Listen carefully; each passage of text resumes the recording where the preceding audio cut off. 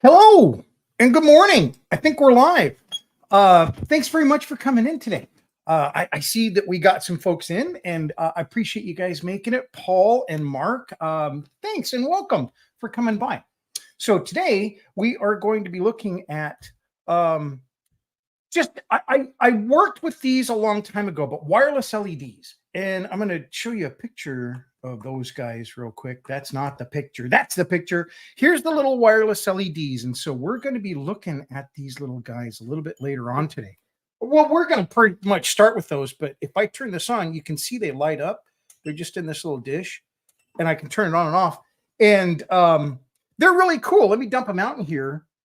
And you see, one of the properties, and that's one of the things that I really want to talk about, is how they react with the coil. You know, you remove the coil and you bring the coil into play. But there's another interaction, and that is their physical orientation. You know, if I have it like this as opposed to this, it's not lighting up. Well, we'll take a closer look at that. But that's one of the things that we're going to look at today is how I'm implementing these in my it's a D&D diorama, but it's called Barrett's Coffee House Crondor because it's based on a book. So let's take a look at that, and we'll go from there. Oh, and I also made this mechanism that I'm really excited about. So let me look at that. Here's on the right. You see where I have that. What is it? Well, that's a little mechanism that I built. And the whole purpose of that mechanism is to move these lights into that coil, you know? So, yeah, that's what we're going to be looking at. So let's kind of dive in. Hey, John is here. Thanks very much for making it in, John. And happy Friday to you, sir. I appreciate it. So this whole week was about working on not just the wireless LEDs. The wireless LEDs were something that I wanted as part of the diorama, but it was how I'm using the wireless LEDs that I worked on all week. And that's what that little mechanism thing is. So let's go back to that real quick. I'm going to flip through some of these pictures till I get to it. This right here is the mechanism I'm talking about. I really wanted just some, pardon me, I guess something that moved. I always like kind of these big boss fights where you go in and you're in like that big main area, and there's all kinds of neat stuff. You know, it's like, you know, you've been questing to get to that point. I think in movies, it's like in the first Tomb Raider. In the first Tomb Raider, they go to this big, like it's an old orrery, you know, like the planetarium deal that spins around and everything's moving and there's all these neat, interesting parts, and you're kind of overwhelmed by the scene. I mean, I didn't want all of that, but I wanted something like that. I wanted something, number one, that looked neat. You know, I mean, that's the whole reason I do this. I want stuff to look neat, but I wanted movement. I thought moving these, because of the properties of these wireless LEDs and how they interact with the coil, I just thought it was neat to be able to take the wireless LED and place it in the coil. And depending on how you place it, I mean, it has different properties, you know? So that's what I thought was so fun. So that's what the mechanical thing is to, and we're going to look at that. But first, I just want to talk, you know, about where am I going? These guys, and then we'll get to the implementation stuff. So this is a live shot. And what I want to demonstrate here is I made these like little, this is supposed to be like a drinking horn, you know, it's like a Viking drinking horn. And if you take the LED and let's just talk about this little module real quick. This little LED module, there's an LED, there's some electronics, and then there's a small coil below it. And if you take that with the LED facing directly upward and you come near the coil, see, as I get near the coil, sorry, I'm going to turn off my autofocus so it doesn't do wonkiness. So it's on manual, so it should not zoom in and out. So if I take this light and I get closer to the coil, you see it's lighting up. I'm sorry, I'm trying to get, there you go. As I come away from the coil, it stops. So the coil needs it to, or it needs the coil to light up. Now, if I rotate this like this, look what happens sideways. If I rotate it sideways, I'm trying to show you that. I'm not doing a great job. But if I rotate it sideways, it stops. If I rotate it back so it's facing up, it works. So that right there gives me some things I can do with it. Here, I'm going to show it again. So here, rotation in the coil, it'll turn on. There it's on. This is, see, and then as I pass through, it's off. So what I'm trying to get at there is, depending on how I take these little LEDs and orient them in the things that I'm building that they'll be embedded within, how I orient it is going to make it react differently as it comes in, proximity of that coil. And I just thought that was really neat. I love video games, and in playing video games and stuff like that, sometimes you have to gather things and you have to solve a puzzle. And I like the fact that I could actually, I don't know if I'll be able to get to that in this one because I'm just discovering this, but you're able to add a puzzle where the orientation of the object is important. And that was something that was really cool in video games is, you can get this object, but if you put it in here with other objects, maybe you've gathered, and then you move this thing or you hit that tumbler. I'm talking about like Tomb Raider and Uncharted, those kind of games where there's a lot of puzzles and stuff. Well, if you do that and you orient these properly or improperly, then it'll work or it won't work. I love that because then you have to take note of things as you're going through the adventure. You're going through the campaign, you maybe have to have notes. A lot of these have like a little notebook and you take notes. Well, I think, you find little symbols, you find little clues, and all these little clues lead you to how this should be oriented when it's presented, down in the bottom of the diorama. So anyway, I just thought that was fascinating. I thought it allowed me to come up with different maybe puzzles to make these do specifically something and light up after you're at the end of the adventure. So I'm really excited about that. I thought it was really, really fun. The other thing that I thought was neat about this, and I'm going to go back to my top-down camera real quick. That's not the top-down camera, sorry. I'm going to zoom out. Is if these are all sitting here so that they're just, sitting there like this, and I introduce the coil to these, see, they'll light up. If it's flat. If it's like this, then I was thinking, well, now, wait a minute. I can't just, bring these in because, that whole thing of if I bring this in and it's not oriented properly in there, it doesn't work. See? It doesn't work. So if I have like this chalice sitting in here and I try to introduce it here, and it's not going to work, how am I going to make that work? So, but for what I wanted to do, I did want this vertical. I didn't want it horizontal. I do want it vertical in the diorama. So that's where this whole thing came up. I'm going to move this out of the way and start talking about the mechanism that I built for him. So that's what this is.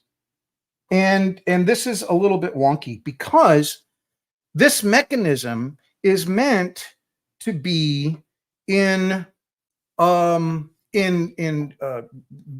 different ground levels. There's not like it's not like flat on the ground. The base of it, let's go back to it real quick. Sorry, I keep on hitting the wrong darn thing. the base of it here is, you can't see in the background, but is lower than where this is going to be. This is going to be on ground level. And so what I'm trying to do is make this so that this part here that turns right here, that is fixed. That will not move. Now it's got a universal joint here so that it, when it moves back and forth, it'll stay fixed, but it can be, off angle. Then when it comes in contact to this thing on the bottom, it can move this thing on the bottom, which has two wheels on it. It can move it left and right. So that's what this is meant to do. So what I plan on doing is having something else attached to this portion of it. See, this goes back and forth. This will move the lights from one end to the other and try to present them into the coil. Does that make sense? Am I just talking and people are going, what the heck are you talking about? I don't know. I have it in my head, but as I was talking to Mrs. Mullercraft this week, she's like, I don't get it. I don't know where you're going with this thing. I think you're just chasing rabbit holes. And it's hard because I can kind of see what I want in the end. When you're creating, you kind of like, oh, I got this idea. Well, that's what I've had all week, but I didn't have anything solid. I knew I wanted this wooden stuff. I wanted a hand crank. I wanted movement down there, but I also needed the real purpose of it was the transporting of this little object, with the LED in it, transporting it about, I don't know, 8 or 10 inches, from this place to this place. Here's where the coil is, but here's where you would like set the little LED, the little piece that has an LED in it, whatever. You set it there, and then you use the mechanical thing to move it to the coil. So that was what I really wanted to accomplish. I'm not all the way there. I've got other ideas because I think that, these, when I was talking about the Lara Croft thing and Tomb Raider, the thing was, it was not just one movement. There were multiple movements, and that's a really hard thing to do because I have to use cams and gears. I can't just do the hand crank. I mean, that's your primary movement, but the secondary movement is that arm. Whoops, I dropped an LED. That arm moving. But now there's a third movement I want, which is to try to move this little object forward. Once it gets to that end, that arm swings out, I want it to move forward from there. So I'm going to show you what I have for that. And it's not right now. I dropped an LED. Here we go. I hope I didn't break it. But the next thing that I'm working on, and this is not done, but it's what I'm trying to work on, is this. So this is the little mechanism that will kind of move them forward. Okay. Now this isn't going to work because what happened was I worked on this. I mean, it took hours to make, because each of these little guys here, let's zoom in. I had to, you see, I had to cut this away, and everything is shaped, so that as these move, they're out of their way. It's supposed to be relatively flat, like that. So I had to cut all that stuff away and make the mechanism work. Well, all that is fine, and it actually does exactly what I want, to take, something from here and then do that last little push where it places the object inside the coil. That's what I want it to do. The problem is I riveted it. So I made these little, I didn't have any washers. So I made these little brass washers, and then I used little brass pins, brass nails, and I actually hammered them. I peened them and fixed them in there. Well, when I did that, it just made it too tight. I mean, it works, but it's really super stiff. And, through working it, it's not going to loosen up. It works great and stuff, but because it's kind of a herky-jerky motion because it's really stiff, I don't think it's going to work, because you put something on there and you do that and it flies off there. So it's going to be something similar to this that I add to the rest of the mechanics, but I'm not sure how I'm going to, excuse me, make it work. That's what I'm trying to figure out next. Okay. So I need some water. I'm going to go dry. So those are the two things that I worked on for the majority of what I was doing this week, trying to figure this out, because there's just a lot of different stuff going on in this thing.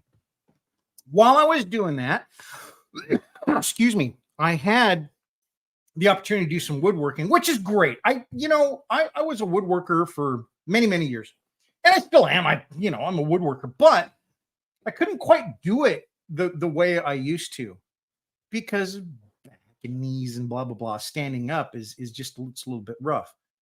So to be able to take all that woodworking and bring it into one of my dioramas, I mean, I've been doing that for a while, like making tunnels and things like that. I like to build little wooden furniture and things like that. But here, I'm doing something that I used to do in a larger scale, where I'm making these mechanical movements and stuff like that, which I really, really enjoy. So it's super fun to get back into that. And when I went into dioramas, I never really thought I would be doing as much woodworking as I do in dioramas, but there's so many different things in woodworking that really translate to diorama building. I mean, it just the componentry aspect of it. Number one, when you're building a model, everything is laid out for you. It's on a sprue, and it's been, it's just a perfect little part, or it's a half a part, and you put it together and you got your part, whatever the case may be.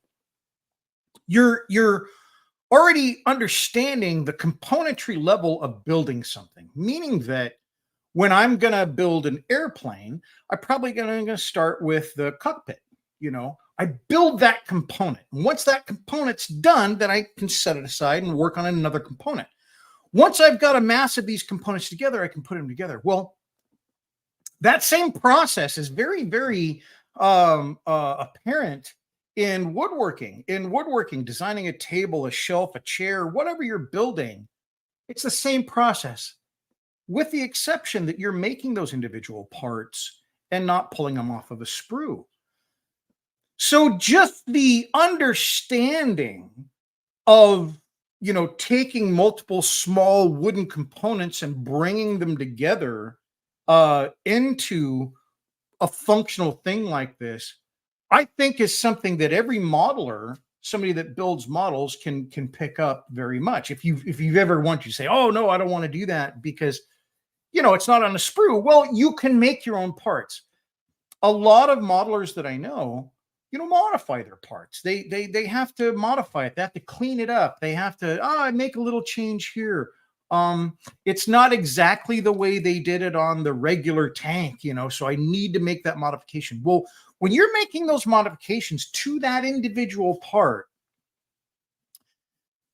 there's not a big gap between just starting out with raw materials and making that part, as from taking a part off of a sprue and modifying it to make it do something else. There's just not a big difference there. And I think if folks are maybe looking into getting into doing raw, scratch building from raw materials and things like that, maybe out of wood or even out of plastic, the process would be exactly the same if I were turning this little handle out of plastic or acrylic or out of wood. There are certainly properties of the material that you have to look at and consider and things like that, but there is no difference really in the technique for turning that little handle out of wood as to out of acrylic or plastic. You get some styrene and do it. So consider that. If you've thought about, I'd like to do that, but I don't know if my skills are there. I think your skills are there. And a lot of times I think that you don't know until you try. And especially with getting into something new, or bringing in maybe tools that aren't part of your current model building, these are the tool sets that I use for model building. By bringing in another tool, you can learn so much more by what it can do. But here's the other thing. It's like that force multiplier thing. When you bring in a tool or a technique and you add it to your tools and techniques that you currently use, it really does spurn more kind of growth and development and knowledge and technical prowess than just adding that tool. Because when I add that tool or technique or even material, like I'm doing wood here, it's helping me understand how I do things with my other materials, my other tools, my other kinds of activities that I do in plastic modeling. I'm enhancing that as well as just learning how to do the woodworking as part of my model building. I think there's a lot of advantages to that. And I would, if you've been holding off or not quite sure, you know, what direction do I go to learn these skills or something like that? Well, I'm a resource, certainly, but there are lots of resources out there.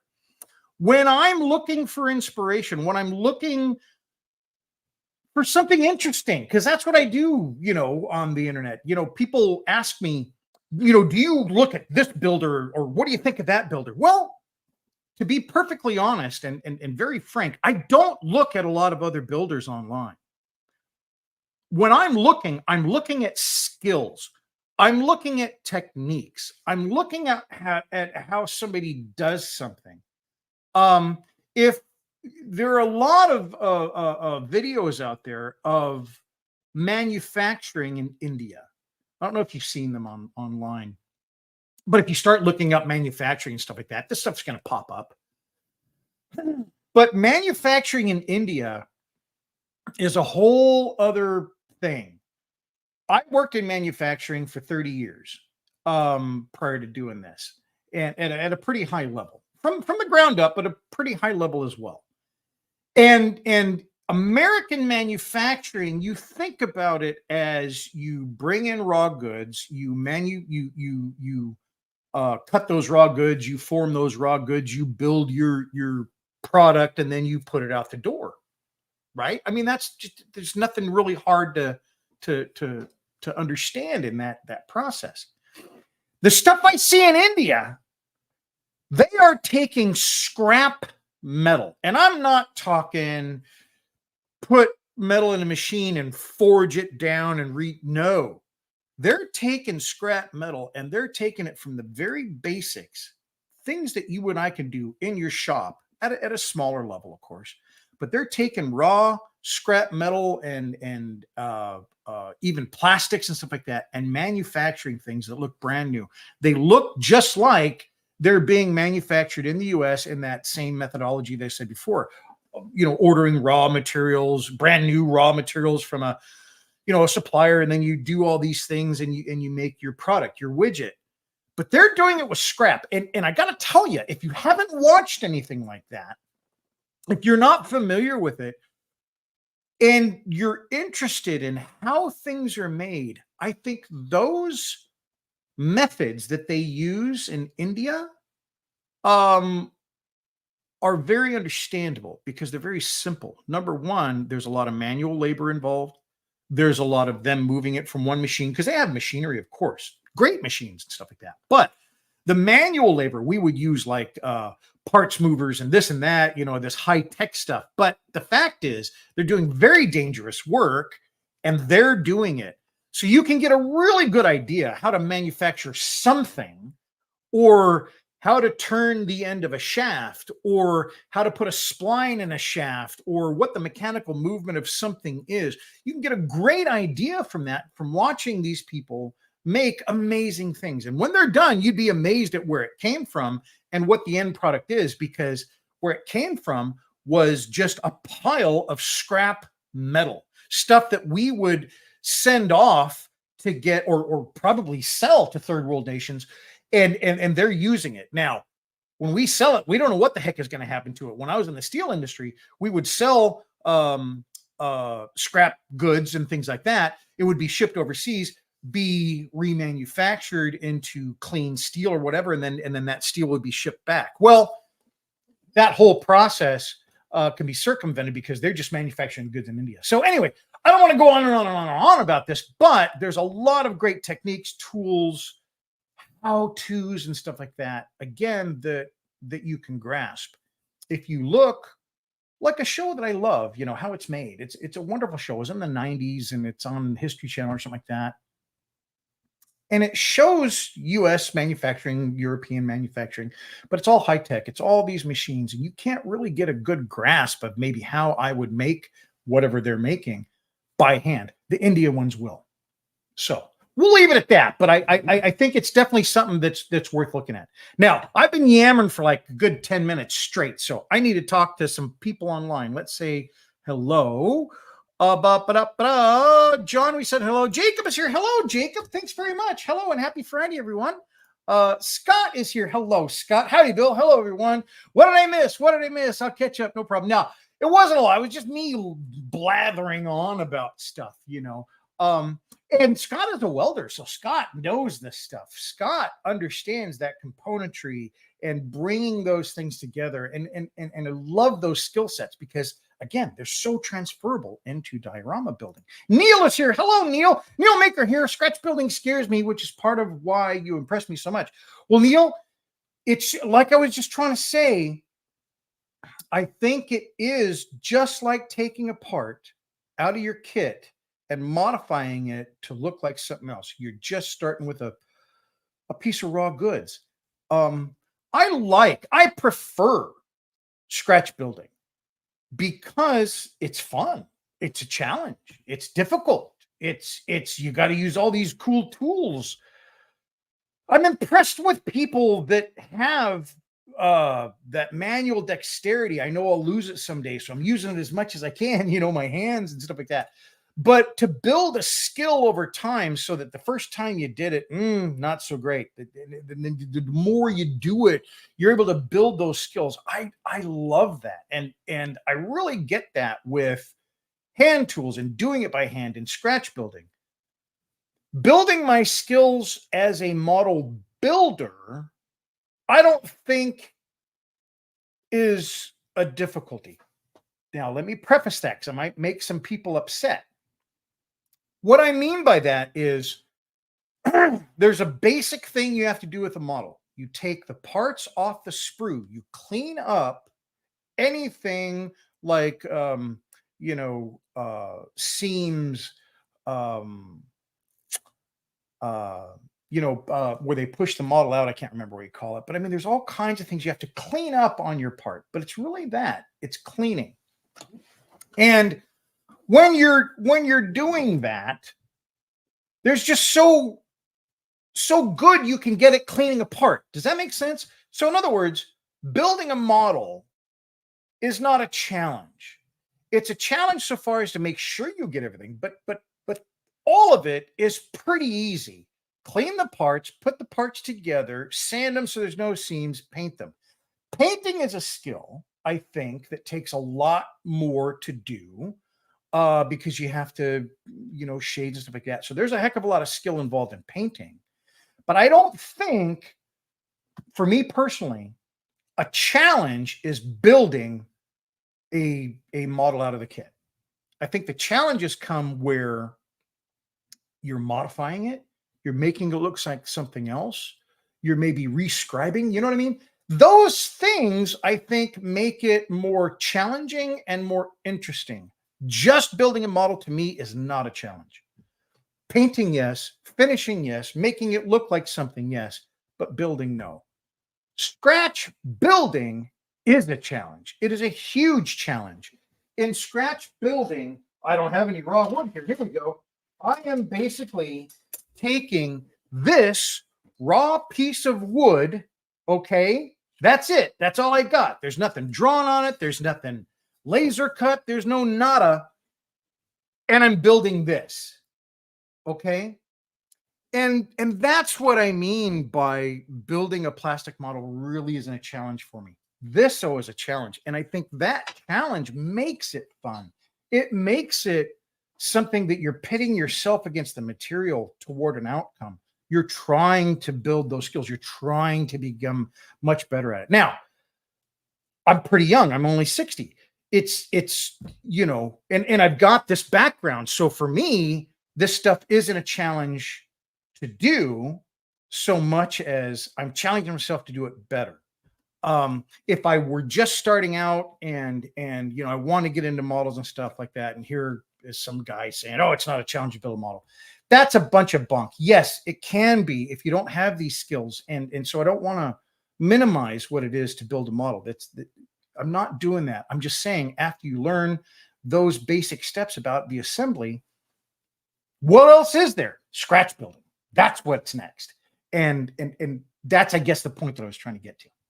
Okay, so but I was faced with a lost helicopter tail rotor. I had to make a 3-blade rotor from scratch. It came out great and reduced my fear a bunch. See, there you go, Neil. And I've seen your modeling. Neil is a very, very good modeler. And so it's just really taking the skills that you've already got and pushing yourself a little bit more.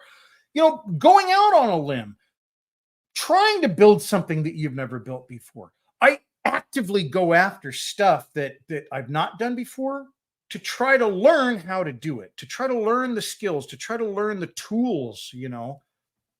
I really like that. So, by the way, have you ever built doll houses? I have not, but I think this is awfully close to a dollhouse. You know, that's one of the things was scale, starting into this thing.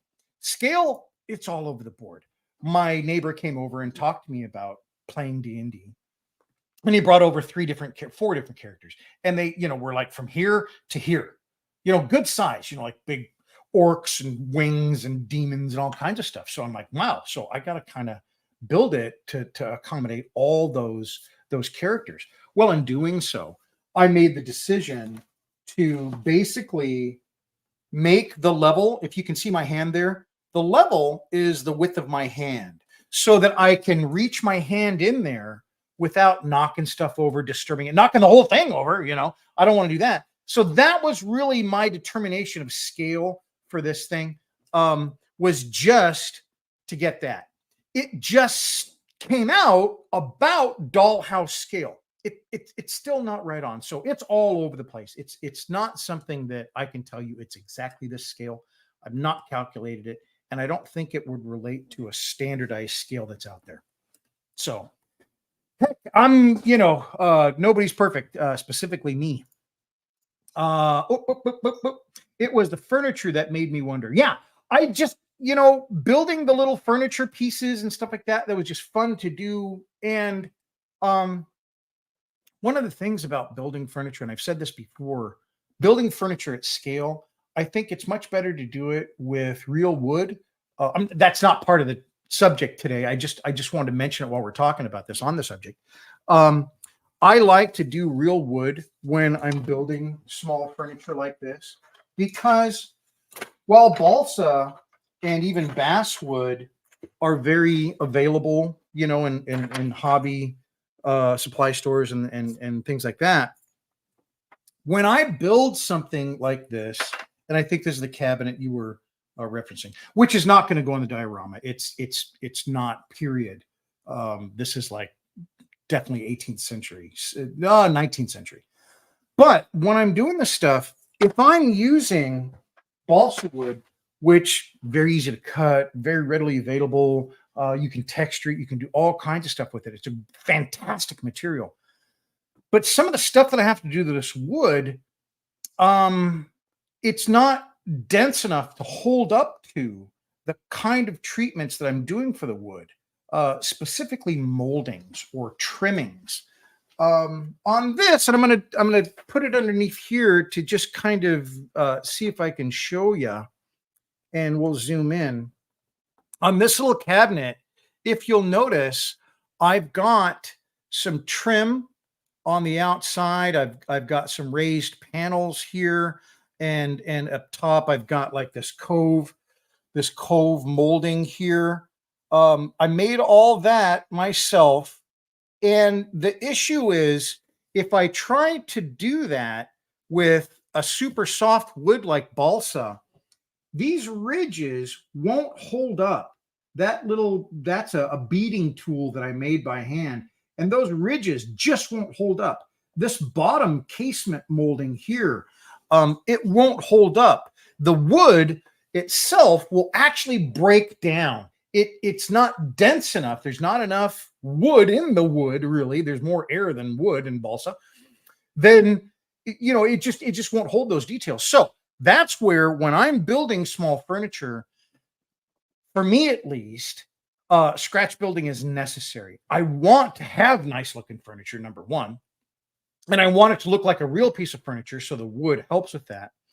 Balsa, if I used balsa or even basswood, which basswood's a little bit closer, you could probably get away with basswood, but there's no character to it.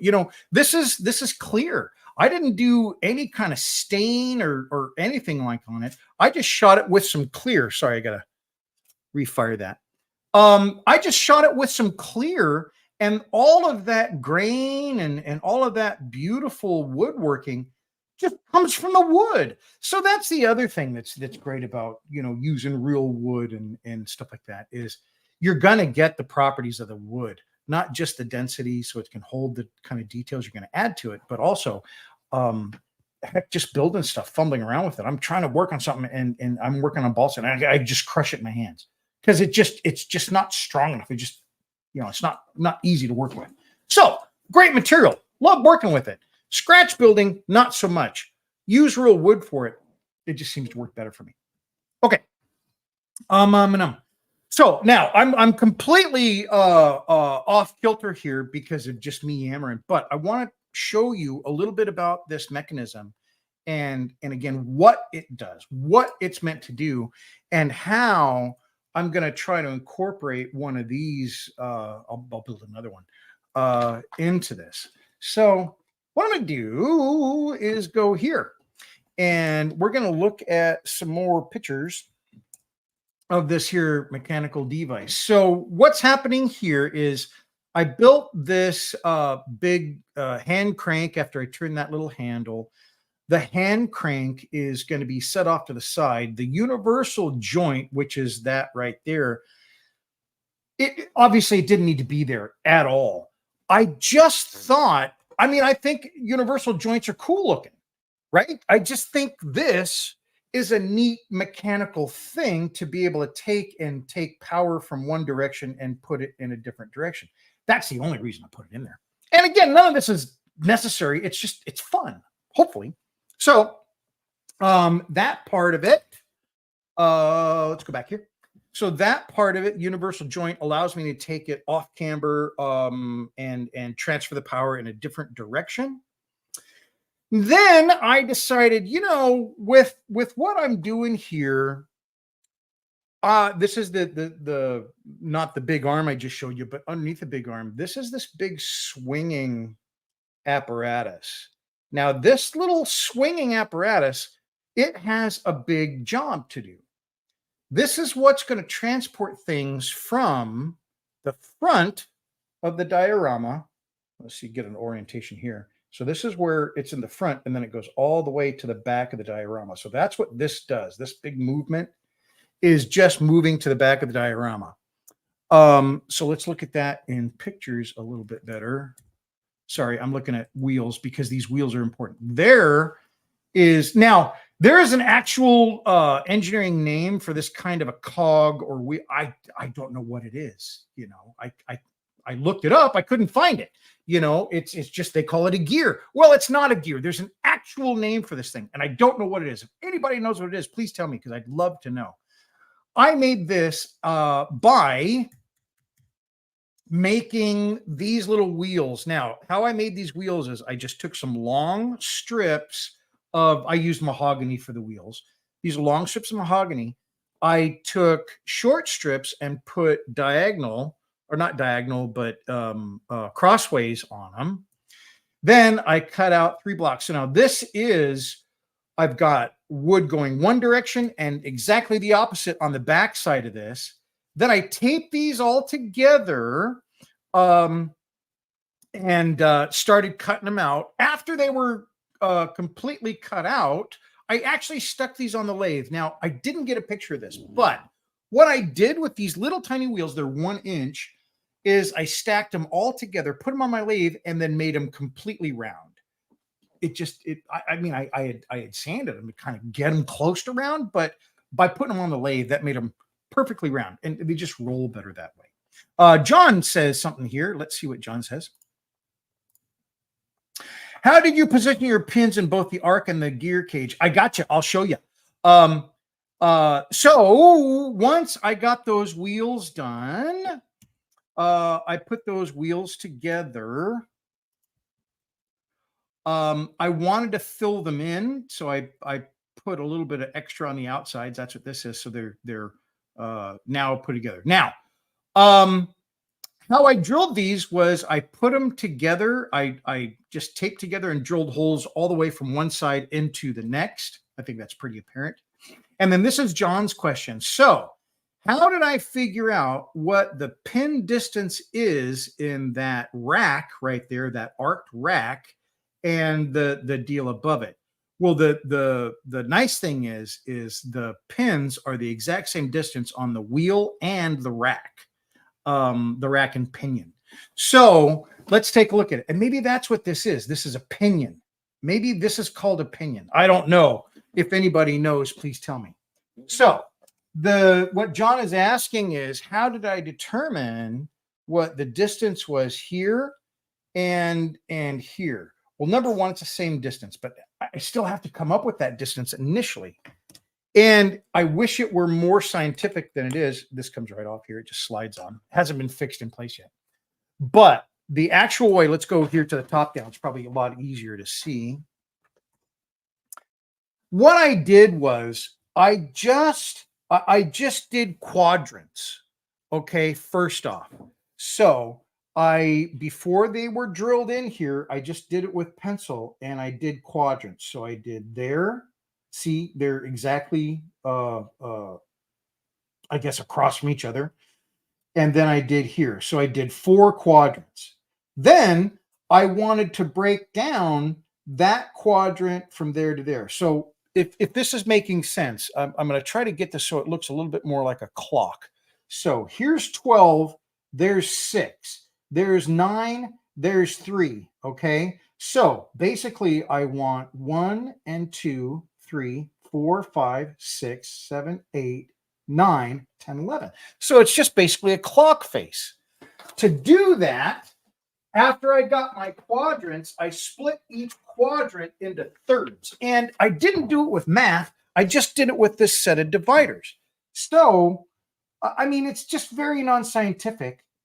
But what I'll do is, we're going to make that 12. Remember, 12, 6, 9, 3. So what I do is I go in here and I just set, this is again drawing, it's before I've got these in here. And I just set, gosh darn it, I'm just trying to come back here. I just set this to approximately 1/3, okay, of the distance from there to there, okay, that one quadrant. Then once I've got that distance, I just keep walking it back and forth and get each of those. Now, that's a very simplified way of saying how I do this. It's really trial and error, and it's not exact. You could do it exactly if you knew the math and the angles and stuff like that. I'm really terrible at math, but I'm pretty good at dead reckoning, and that's really all I'm doing here. I'm just slightly modifying the gap on these dividers and walking it around there. Quadrants first, 12, 6, 3, and 9. As long as you get those quadrants first, then you're only dividing a quarter of that circle.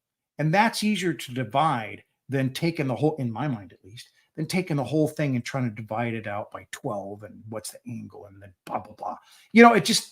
It doesn't work for me. So I just use dividers. So once I have that for the pinion, we're going to call it a pinion. I don't know if it's actually called a pinion. But once I've got the distance there, the rack is exactly the same. It's the exact same distances. So I marked out this just on a regular piece of wood before I cut it out. I got a center line, and that center line has to be the same. Well, let me back it up. So there's something about this. It's probably better in the top down. So in this, there's a couple of things that are super important.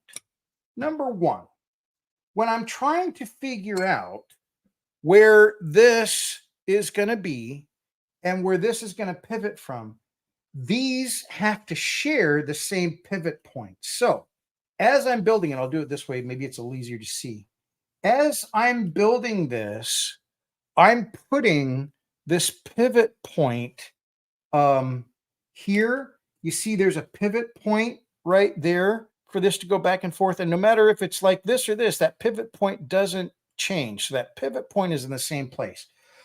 But for this bottom rack, for that wheel to work, that pinion to work on that rack, I have to have this have the same exact pivot point. So what I did was I turned this little stand, and that is exactly below my pivot point for this. So as this turns, it doesn't matter what it's doing because this maintains the same radius, distances as this. So when these turn, they turn together. This one's not going to turn. It's just going to crank, but it has to be lined up on that pivot point for it to work properly, for this to work with this pinion, okay, on the rack. Did that make sense? I know that was not the best explanation, but I hope that made sense. If you don't have the same pivot point, you're going to derail that rack and pinion just like that. It's really kind of crazy how important. What the heck did I do with the pinion? Did it fall? There it is. It's really kind of crazy how precise this distance, in and out, has to be on that rack. It has to be dead nuts on. It has to be right in the middle. If you don't do that, it'll bind because it just moving this way or that, it changes the radius from that pivot point. And so, if that radius is not the same as the rack, it's just not going to work. The other thing is I basically put them in there so that your pins are barely making contact with these. The pins don't go up inside that pinion. They don't extend in there. They're barely making contact. So they're not like meshing real deep in there. This thing barely makes contact with the rack below it. So when it's all set up and in the diorama, and it'll have to be, nailed down or not nailed down, but secured and everything. But yeah, that distance right there has to be dead on for it to work on that pinion below it. Okay, so I hope that made sense. Again, I'm not an engineer. I worked with engineers and I worked in manufacturing. It's just that, I think this stuff is super interesting, and so I build it and I learn how to build it. Because I'm not an engineer, I don't know even the names of these things. I just don't. And I don't really care. I guess I care now because I'm trying to explain to somebody else and I look like an idiot because I don't know what these things are called. But I don't care, honestly, for me. I just know what that thing is and I know how it reacts and I know how I can add it to my diorama and hopefully make it look a little more interesting. So please excuse me for my ignorance. I really don't know the names of these things. I just see it and I'm pretty good at building things that I see. So there you go. Okay. A caged gear. John says it's called a caged gear or a cage gear. Perfect. I love that. Thank you very much, Sean. Hey, Erdink is here. Hello, Erdink. Hold on just a second. Thank you so much. Hope you're doing well. New diorama going to be a killer. You're always doing top-notch job. Thank you so much, Erdink. Haven't seen you in a long time. It's so wonderful to see you. Thanks very much for stopping in. Erdink is in the UK. So it's really cool when he can come on. Thank you so much. So I think that's about all I did this week. The thing that's important next is just that final thing. As this arm that I've been showing you here, as that moves forward, I want some way of mounting this so that last move, this part where it puts it, right there into the coil. That's what I'm working on now. That's the component that I'm trying to make work. it'll do something like this. I think this is kind of ugly. You know, it's so linear and stuff like that, where there's a little bit more panache to that. So I think I'm going to do a little bit more work on this to make it look better. I'm going to completely build it. I can't recover this one. It's just too stiff. But in the next one that I build, what I mean is I want to do that. I think even with timber framing, there can be an elegance. And I really do try to do something that looks nice in the diorama. I don't want it to be just something like, oh, you know, this person did that or whatever when somebody sees it. I want them to think it was done well. Does that make sense? Especially with the woodworking part. I think it's a little unique to have woodworking in a diorama, at least the way I'm doing it, I hope. And to make it look not just functional, you know, but again, some sort of elegance. I think that there was an idea of that you know, earlier on in design and things like that, and I like that. I like the design to make it more ergonomic. I think before ergonomics, it was like, how does it feel in your hand? You know, that was ergonomics before the ergonomics really, you know, entered our lexicon. Prior to that, it was like, hey, how's that tool feel in your hand? Well, that has a huge part to do with old tools and old techniques, because you did have to do things by hand so much. What I'm talking about, of course, is like a hand plane or hand tools that you use to do woodworking. There was an elegance to them because it was something that you had in your hands a lot. Today, if you're doing woodworking, it's quite easy, pardon me, to start with your woodworking on a power tool and do all these things. And at the very end of it, maybe you pick up a hand plane or something like that to do a little bit of it. And so does that thing that you pick up to do a little piece need to be designed to the nth degree? Well, I still think it should be, because it feels good in the hand. But back in the day, when that was all they had, where they didn't have the power tools, they only had the hand plane, the handheld, you know, machinery or tool. It had to work because it was in your hands for 8 hours.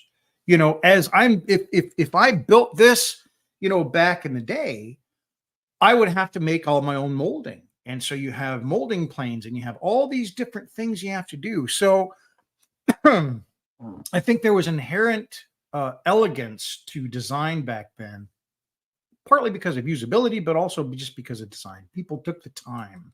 You know, they're making things a little bit more with their hands. Even if they were casting, the casting was done by hand. So I really want to bring that into it. This has none of that. It is very basic. It is basically a model to show the movement. There's nothing extraordinary about it. And I want that. I want it to look really nice. It shouldn't do just what it's meant to do. I also think there should be an elegance or something that makes it appealing and engaging, and you want to see more about it. So that's going to be part of what I'm doing this coming week. I've got a comment here.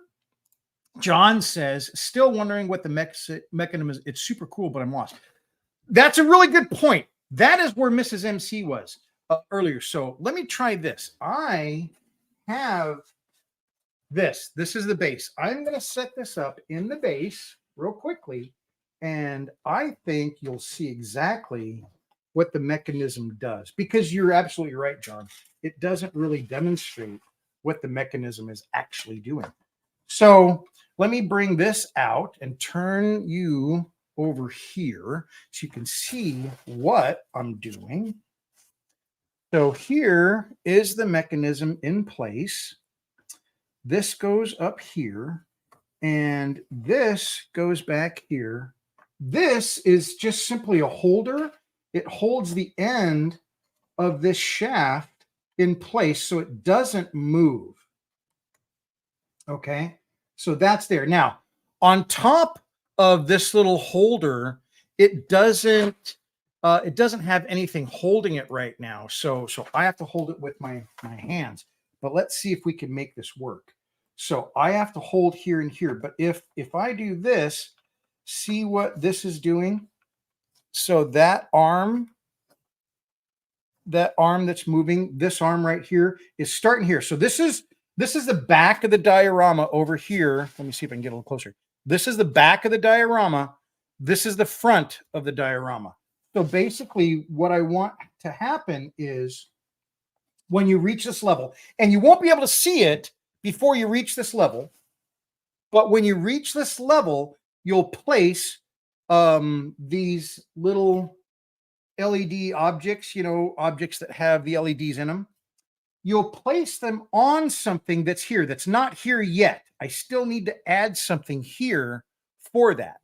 But the first thing will happen is you'll turn the crank, and then the crank will move the entire thing with your pieces on it this way towards the back of the level. Okay, so it's moving them here from here.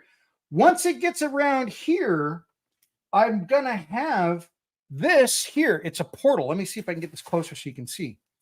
So you see, here's the coil over here. It's a portal. And so you're meant to place stuff in it. And I'm not sure exactly what happens after that. But basically, it's going to be here vertical.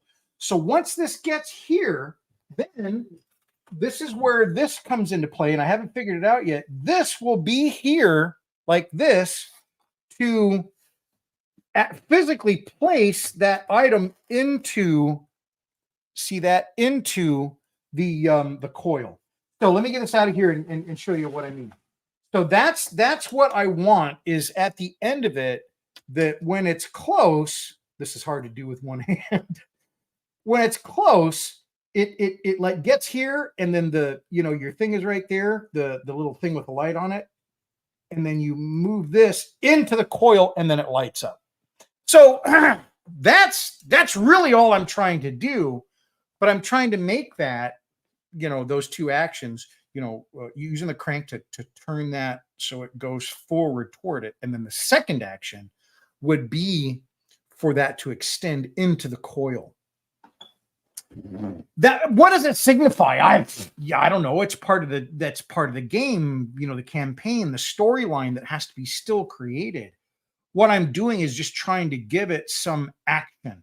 I wanted movement. I wanted something down there that looked kind of cool looking, like the Tomb Raider thing. So that was the only, that was the only thing that I was trying to get there. Hold on just a second. So I hope, is that helping? Oh, hey, Homefront Forge is here. I was watching politics. We'll have to pick up the replay. Boy, politics is hard to not watch these days, but thanks very much, Homefront Forge. So there's some form of danger that would prevent a character from using their own hands. No, it's one of those, there's no danger. It's just one of those things where you finally get to this area of the diorama. You've been working the upper side, and you're working your way down through it. Or maybe you start in the middle, you go up, and then you go down, whatever.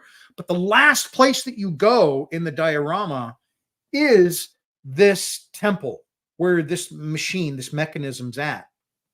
And so all the while, as you've been playing the game, you've been gathering these little things that you don't know what they are.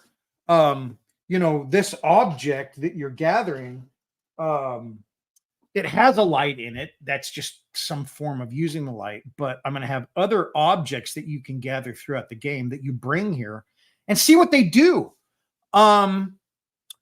That's kind of it. That's it. Now, it's a portal. So if I was thinking about a combination, because there's basically 5 colors for the LEDs, and there's 2 of each. So I've got 10 LEDs, 2 colors each.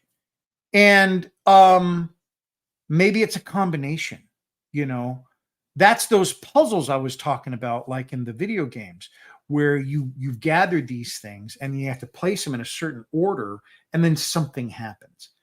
Well, in this, it's trying to open a portal, and so maybe that's it. I don't know. I haven't solidified that part, but that's really what it is. So it's meant to, you get down there, you've been gathering these things during the game, and now you're finally here. And then you have to go through these machinations with the mechanics and stuff like that and put them in the portal. And then something's going to happen. I don't know what yet. I haven't figured that out, but that's the purpose of this. And yeah, it's from like video games. It's from reading books. Raymond Feist, which is the guy that started this. It's meant to show maybe some form of mysticism, or it's a magical property or something like that. So that's really what it's doing.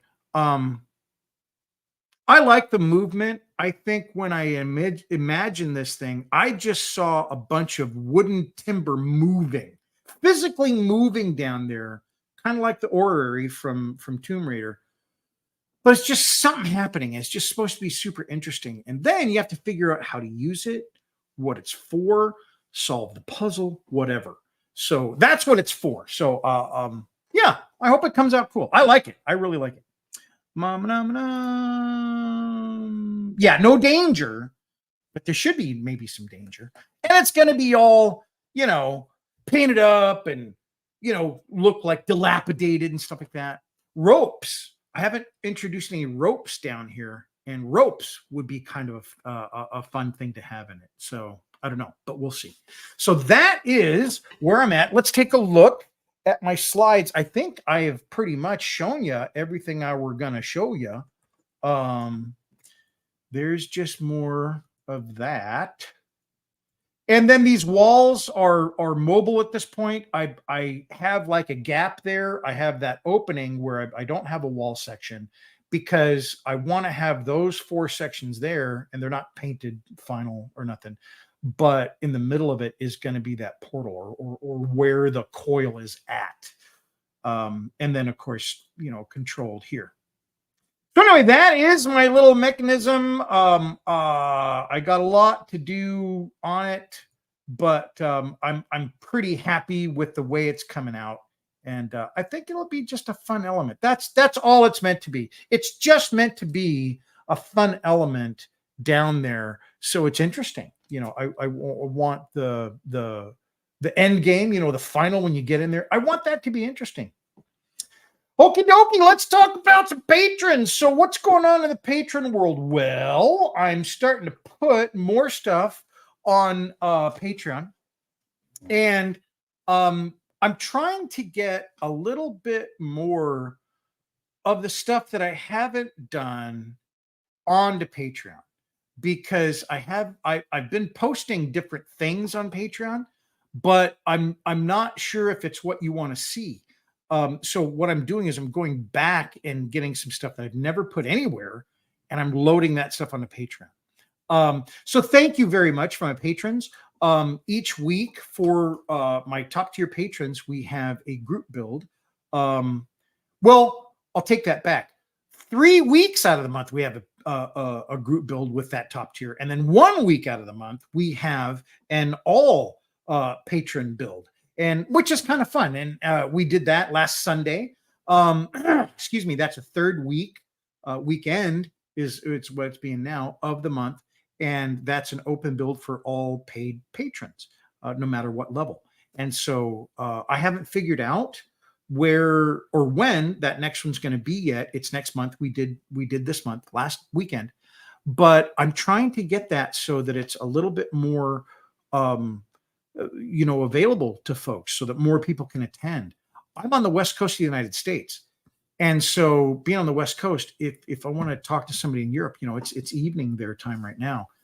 If I do it in the at what the times I've been doing it, like on a Friday, well, it's like 3 o'clock in the morning in Europe. So what I'm trying to do is, and if you look in your emails, if I've sent you emails, if you're a patron, please take a look at that and respond, because I want to get a time where you can participate. It's the participation that Patreon's all about. Patreon is about me trying to connect with you a little bit more, trying to give you some of the information that maybe I couldn't answer here. We can have long conversations about a technique or a tool or something that I do. A lot of times it's John Robeck and I, and we're talking about things we're going to do. planning, just ideation, which is the, you know, catchphrase these days. There's a lot of that, and it's a lot of fun because we think about what hasn't been done or what we haven't done and we'd like to do. And I like that. I like that a lot. It's the sharing of ideas. It's answering of questions. It's, I think, inspiring. Um, and there's an awful lot more talking going on than building. I can say that, but it's still a lot of fun.